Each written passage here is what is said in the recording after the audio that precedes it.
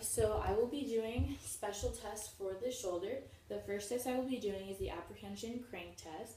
And for this test, you're going to have your patient on a flat surface on their back, and you're going to have the injured shoulder at the edge of a table. For this test, you are going to put their elbow at 90 degrees, and you're going to stabilize their elbow and stabilize their forearm, and you're going to put their shoulder into external rotation. And if this test is positive, what's going to happen is the patient is going to have much apprehension and resistance to this motion, and it's going to be sensitive, and they won't want you to put it back into that position.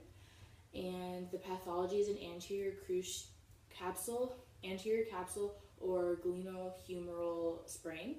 And the next test is the relocation test. You're going to again have them on their back on a flat surface with their shoulder hanging on the edge, and you're going to put their elbow at 90, and you're going to stabilize their elbow and their forearm, and you're going to put them into external rotation again. Except for this one, you're going to switch hands and stabilize the elbow, and you're going to take the other hand and put it behind the shoulder, and you're going to put posterior stress by pushing up.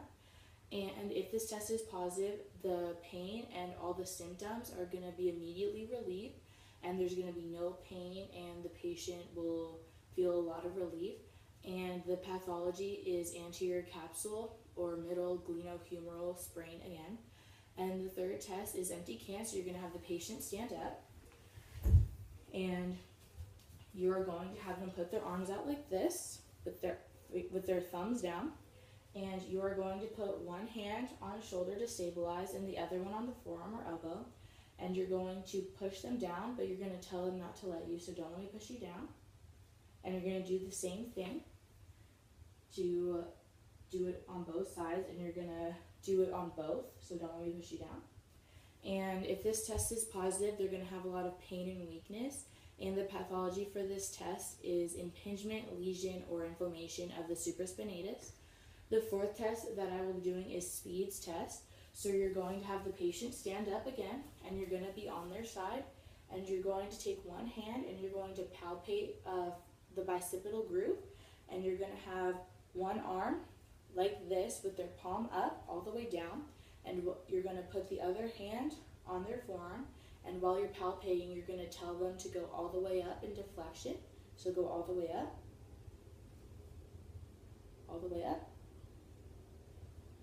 And if this test is positive, then they will feel pain and tenderness in the bicipital groove, and the pathology for this is bicipital tendinitis.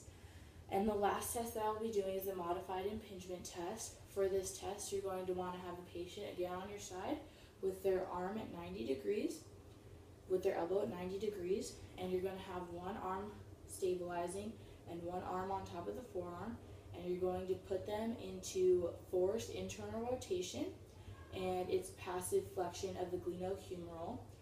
And if this test is positive, then the signs and symptoms are going to reoccur or increase, and the pathology for this is the impingement of the supraspinatus.